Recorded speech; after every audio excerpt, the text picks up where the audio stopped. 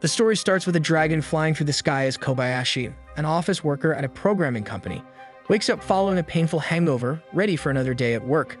As she opens her door on the way out, the dragon lands and transforms into her human form.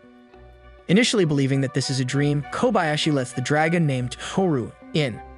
There, Tooru reveals that she intends to repay her by becoming her maid after supposedly saving her.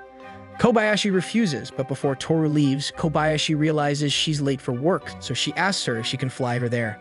As such, she reluctantly decides to accept Tooru as her maid. Later that day, Kobayashi begins to train Tooru to become a proper maid. This training is easier said than done, as Tooru lacks in multiple aspects. The following day, Kobayashi teaches her how to use the phone and leaves her as she works.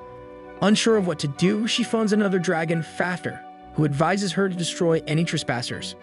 Suddenly, two robbers attempt to break into the apartment. However, the two thieves encounter Tooru, who proceeds to scare them off. The following day, Kobayashi's co-worker, Makoto Takiya, invites her out for a round of drinks. Tooru then introduces herself as Tooru Kobayashi in an attempt to intimidate him. At the bar, Tooru continues acting cold toward Takiya, while trying to determine how she can remove him from the picture. Eventually, she snaps and is prepared to remove Takiya, but Kobayashi speaks up. Kobayashi, now completely intoxicated, begins to berate Tooru for her cosplay outfit. Takiya then reveals that he and Kobayashi are secretly maid otakus, and that they discuss maids in secret. Tooru then reveals to Takiya that she's a dragon, so Takiya tells her that he won't get in the way of her and Kobayashi. The next day, Kobayashi catches Tooru licking her clothes clean. As such, she makes Tooru review how she does laundry, but she ends up putting the clothes in her mouth.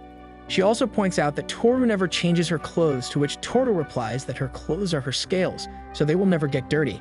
Before leaving for work, she teaches Tooru how to use the internet, so she tries phoning Fafnir again, but she gets bad advice, so she decides to ask another dragon, Quetzalcoatl, for advice.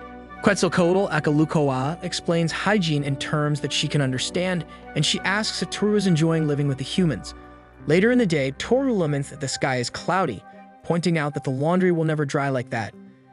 After hopping onto the roof and transforming, she uses magic to clear the clouds, much to Kobayashi's dismay. That night, Tooru has a nightmare that led her to take refuge in the human world. After a struggle with an army, a god figure attacked her, causing her to escape. Kobayashi then comforts Tooru after waking up from her dream. In a fit of rage against the stove, Tooru accidentally burns a bunch of ingredients for the night's dinner. As such, Kobayashi and Tooru decide to go shopping at the shopping district, which Tooru prefers over the shopping mall due to similarities in her world. Kobayashi learns that Tooru has seemingly befriended many of the shopkeepers, although Tooru claims that she merely to score better deals on food. Suddenly, a purse snatcher steals from an old lady in the mall, causing Tooru to stop him. However, Tooru does not hold back and goes at him with her full strength, moving at speeds faster than the eye can see and smashing him into the ground with earth-shattering strength. Afterwards, the duo leave the shopping center hand in hand, much to Tooru's delight. Meanwhile, a girl with horns and a tail is watching them walk home. Later, another dragon appears at Kobayashi's door. Kobayashi lets her in, assuming that she's Tooru's friend. The newcomer commands Kobayashi to break up with Tooru, mistakenly assuming that Kobayashi was baiting Tooru. At that moment, Tooru arrives and identifies the dragon as Kanakamui, a young dragon who went searching for Tooru after noticing her use magic to clear the clouds. Kana tells Tooru to return to their world with her, but she refuses due to her relationship with Kobayashi, so Kana makes a futile attempt to attack Kobayashi. It is then revealed that Kana was sent to this world and her power drained as a punishment for a prank that she pulled. As such, Kobayashi decides to let Kana live with her until she gets her power back, and while reluctant at first, Kana gives in, becoming the second dragon of the Kobayashi household.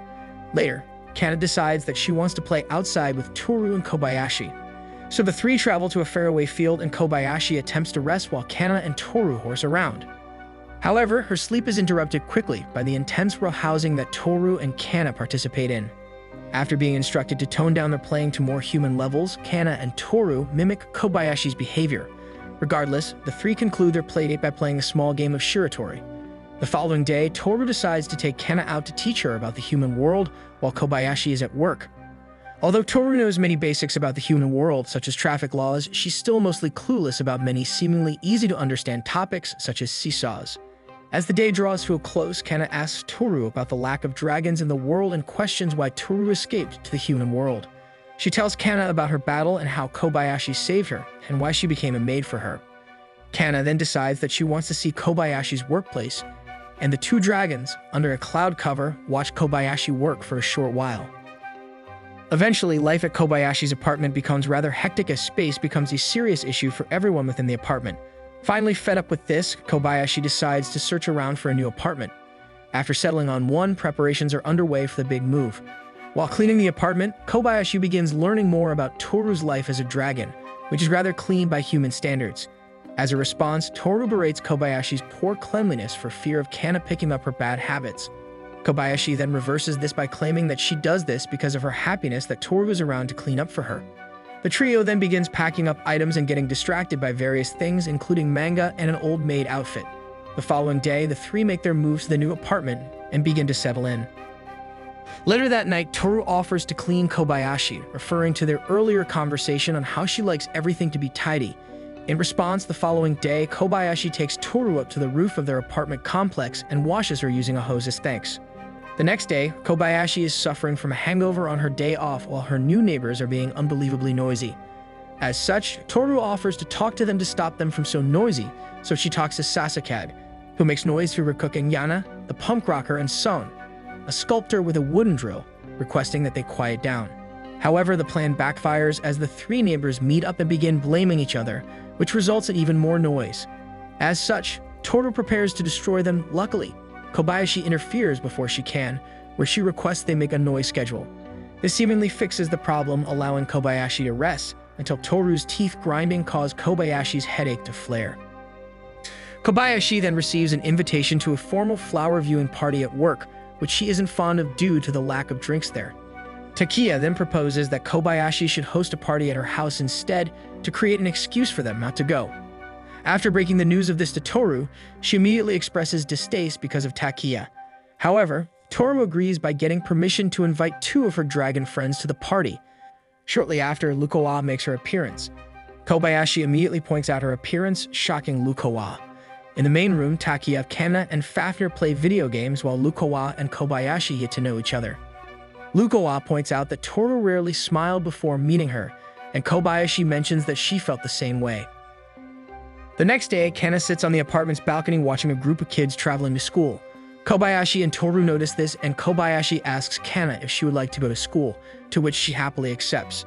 The three begin to go shopping for a suspiciously large list of materials in the shopping district, prompting Tooru to believe that the schools and stores did this on purpose. After visiting a dreary stationery store, Kana demands that she gets cute materials for her classes. Shortly after, the three visit the mall to pick up a backpack for Kana. Next, their final stop is a student clothing store. With their shopping finished, the three return home, where they get ready for Kana's first day of school. On Kana's first day of school, she gets enrolled as Kana Kobayashi. Tooru then sits in a tree outside, watching over Kana to ensure that everything goes right.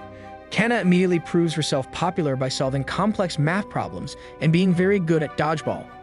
Shortly after, the class queen Riko Seikawa confronts Kana about her exceptional skills, wanting to prove that she's better than her. Kana breaks down crying, however, removing Seikawa's strong exterior and prompting her to give her candy. At the end of the day, Kana reveals to Tooru that she was actually fake crying. Back at the apartment, Kobayashi gives Kana a small backpack charm to celebrate her first day. A few days later, Kobayashi and Seikawa are watching over 4 dragons lying unconscious, while Kobayashi wonders how this could happen. A flashback then occurs where Lukowa is checking up on Tooru and Fafnir. Kana and Seikawa then walk through a door with Seikawa in tears. Kana then explains that she and Seikawa were challenged to a dodgeball game by some older kids who nearly injured them. As such, Tooru, Fafnir, and Lukowa immediately jump in, ready to aid the two girls with their impending fight. The following day, the 4 dragons face the older kids on the dodgeball court. However, the kids are almost immediately destroyed by the sheer strength of the dragons, so they escape. Unfortunately, the dragons aren't done yet, so they start playing dodgeball among themselves. The game goes on, which causes ruined playground battlefield.